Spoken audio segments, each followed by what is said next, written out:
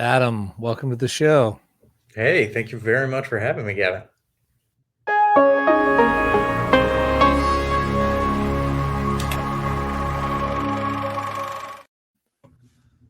Great to have you. We're talking today about your short film, Losing Sight, which Mhm. I really, really, really enjoyed this film, and there's a lot of aspects about it that I want to rave about. Uh, the first off, tell the audience what the film is about. Yeah, definitely. So the film is about a man who, in his 30s, starts to lose his sight due to a very rare disease. Um, the man is a mechanic. He loves cars. He loves to drive, and so the fact that he's going blind really affects him. So the scene, the short film is almost like a little scene from just like the biggest moment of crisis when his eyesight really starts to go. He loses eyesight in one eye completely.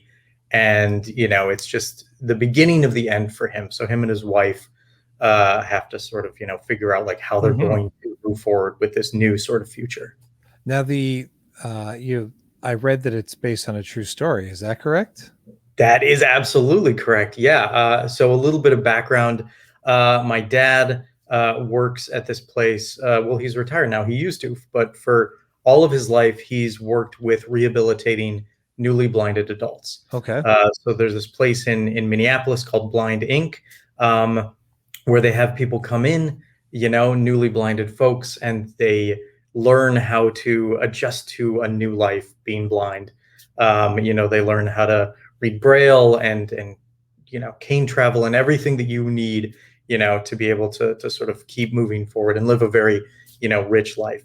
So Hmm. I got in touch with this guy, Matt Higgins, who went through the program and came out the other side, and he absolutely loved it. And when I was having conversations with him, he was the sort of same situation, where he had the very rare disease, and right when he turned 30, it hit, and over the course of 6 months, his eyesight completely left. So if you imagine, having Wow. lived sighted for 30 years, and then in the span of 6 months, your eyesight is completely gone. So that hit him so hard. And he was big into cars. Driving is one of his passions. And one of the interesting stories that sort of like a little bit shows up in the short is he, when the eyesight really started to go and he really safely couldn't drive, Hmm. he was like, I have to drive one last time. So he went and he took a drive. And when he was coming back home, he crashed. He was very emotional, and it was really tough. And he went through a lot of tough times. Because again, having 30 years being sighted and then just losing it in 6 months is terrible. But when he went through the program at Blind Inc., he came out the other side. And what I thought was so interesting, and I think a lot of sighted people would think that losing your eyesight and going blind is like the end and it's over, and a lot of people do. But he said that after going through the rehabilitation, he was happier being blind than he ever was being sighted. And I thought that that was super interesting, and a very cool insight into, even if something seems like it could be the end of things, it's the beginning of something new. And it could be even better than you realized before. That's not something I would expect somebody to say. I think I that know. takes a lot of great sort of insight, retrospective, and then just amazing, I guess, intuition to know what's the most important in life. And, Yeah. and I don't think all of us can say that same thing. A lot of us are too preoccupied with much smaller issues. Hmm.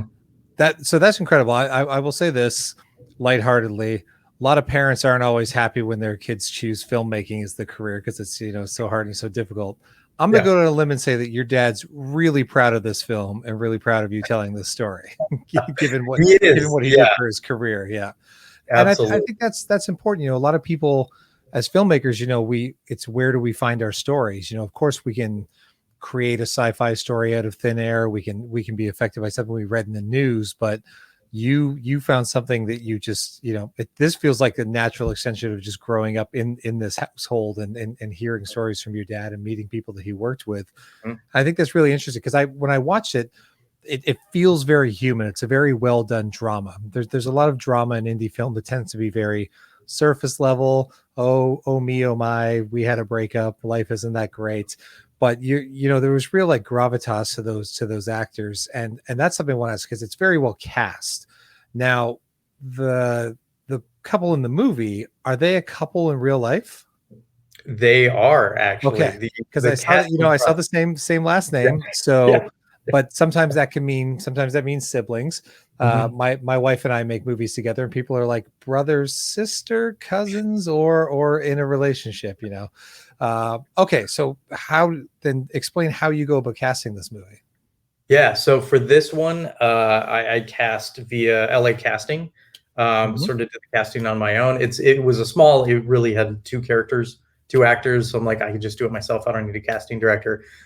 So I found Miriam Roberts first, and she really stood out among all of the actors that sort of submitted their self tapes. Um, and I liked her a lot. And there were a couple other guys that were in the role in the running for Chris, the husband character. And, I set up a sort of, audition process, sort of a chemistry read between Miriam and then the other Mhm. guys. And I walked away going like, okay, like I think one of these guys might work. Like, I think we got it. And then she was like, hey, like my husband is an actor. Just check him out. Like you don't need to cast him or anything. Like just I'm just letting you know my husband is an actor. And I was like, okay, that's interesting. Like obviously they would have an immediate connection. Uh, so I took a look at Tiago's stuff and I was like, oh, this guy's great too. I was like, did I get this lucky that I'm able to get like a husband wife acting duo and they're both great? And I was like, that just sold me. I was like, because we were only shooting for one day, Mhm. I was like, I need that connection to be immediate. I need it to be there. We don't have a lot of time, and I was like, they're married. They're both great at acting. I was like, let's do it. So it was a I blessing. can imagine for them it's every couple, every relationship has that those what ifs, those what if something traumatic happened to us. And I can Hmm. only imagine in their preparation for the role and on the day of filming, being able to really use their real relationship into these characters of the like, Yeah. if this was happening to my husband in real life, Hmm. I should instantly be able to portray more emotion towards that. um, how do you go about adapting a true story? It's something I've never tried as a filmmaker. Obviously, almost every character you write is based on some snippet of someone or some Hmm. person you've seen out there. But you've got this story. How do you decide what is like? Okay, these are the scenes we're gonna, because it's such somebody's entire life, and the story is much larger. How do you distill it down to these key moments? What's I your writing wa- process? for that, I wanted to focus on what I thought would be the most dramatic and intense moment of that. The process of losing your sight. And I thought, if we enter the story right after the eyesight has gone out of his one eye, like just to be able to see and experience that sort of experience along with him, I thought would be very powerful, and it's very raw. So that's sort of what I went and focused in on. And I mean, talking with Matt, like I have his whole life story. It's something that I have it on the docket to make a feature film out of it because his story is super interesting and very very inspirational. But yeah, like I wanted to get to that almost that inflection point of what is the most traumatic thing and Hmm. how do we see them go from like a potential destruction, a personal destruction, a destruction of the relationship to like salvaging that. How, God, I again, it's such heavy subject matter too. When you're doing a real story, a true story, how much is in the back of your head of making sure that you do the story justice, that you pay, that you really pay tribute and you get it correct? Hmm. A decent amount. I think I did, as I always do, and as I think that everyone should do with true stories. You have to take creative liberties. So the casting completely different, the location Hmm. completely different. It was just really focusing in on those specific moments and those specific emotions, because that's the stuff that I really took away from the conversation with Matt, is how he was feeling at those times and what his reactions were.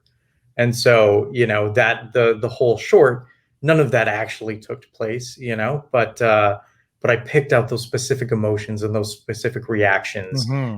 And happy to say that when Matt saw it, he was very pleased with it, and he thought that it did it justice. So I was, you as a filmmaker, you have that sigh of relief. You're like, okay, I didn't mess it up. Thank God. Like, the I person it's based on liked it. I don't want to give away the ending. This part of the show is to encourage people to go to reveal.net and watch all of these short films, which you should do if you haven't subscribed. It's free. Sign up, watch a bunch of great content. Okay, plug ending. But the end of the movie is something that is so visual. They're having a visual experience, and in a story talking about losing vision, I just thought that was such a nice touch that the character can still appreciate something Mhm. in the visual medium. And again, it's said perfectly without words. I didn't feel any of the dialogue in this film is overstated. It feels very natural. In terms of cinematography, you also like to linger with longer shots, longer takes, and really kind of live in the moment with these characters. When you're all of the cinematography in this looks beautiful. The driving scenes, which are very hard to do in an indie budget and make feel, we've all seen fast driving and Fast and the Furious movies or Ford versus Ferrari. We know what it looks like, but you found the indie way to do it and have it be believable and use excellent sound design. What was your approach, visually to tell this story when you're working with your cinematographer? How did you put this together? Sure. I think one of the things that I really wanted to play around with was, the depth of field, the lack of focus in certain areas. Um, because I wanted to, and the opening shot I think does this pretty well, is thrust you into this situation of someone losing their sight, right? So using blurry, using out of focus, I thought was important. And what I wanted to do through the film was start it small and tight and intimate, and then slowly let it grow, right? Because I thought it would be fun to do the inverse of what is happening on the surface level to the character, right? Like this guy, his world is sort of shutting down visually, right? And he's not going to be able to see anything. So you would think that you would start the film big and then slowly go in, but that's not, especially after talking to Matt, I was like, that's not the way to do it, because his world grew exponentially, when he lost his sight. So that's what I really wanted to do. So visually, it's starting small and it's opening up. And then that final shot, which I'm actually kind of getting goosebumps just talking about, because I love it so much and just how much it hits me. It's this enormous, like panoramic, almost like beautiful shot of these Hmm. mountains right at dusk. And it's, ending on that is, especially compared to the very, out of focus beginning, I thought was a sort of good way to message that. I worked so hard to not give away the ending of your film, and you just gave it away. No, it's not. It doesn't wreck the film, people. This is the film you need to experience. I think that's really interesting to hear, because I'm always curious about visual design of films. Because there's a very simple, almost cheap sort of way you could have taken of having a POV of the character, and one side in and out of focus, the other side not, and you didn't rely on that. That could have been a crutch, and it would have worked well for the story, but I Mhm. think you found a more interesting way to sort of set everything up and tell it. uh any Will we see more of your work on Reveal? Are there more short films coming? Yeah. I'm working on a new short that I'm shooting in the fall. Once it cools down out here, it'll shoot up in Lancaster, California, like Losing Sight was, because there's something very beautiful and eerily haunting about the desert, that I really like as a palette. So I'm shooting another one up there. So we'll see what happens with that. I would love for everybody to see that. But yeah, there's a lot more coming, shorts and features. Working on a couple more features, my sophomore feature, and then another one. So hope to shoot Only a that stuff couple? Only a couple features? Come on. I thought you were busy and motivated. on. Well, listen, I thank you very much for talking. We like to keep things short around here. Everybody out there, reveal.net. Go check out Losing Sight. Go check out all the other great short films. Again, it's free. It's another wonderful option for your viewing pleasures. That's their streaming service. And you sign up, don't need a credit card. It's 100% free. Always will stay that way. So, Adam, thank you very much for joining us. And a pleasure chatting with you because I really enjoyed watching your film. Gavin, thank you so much. That means a lot.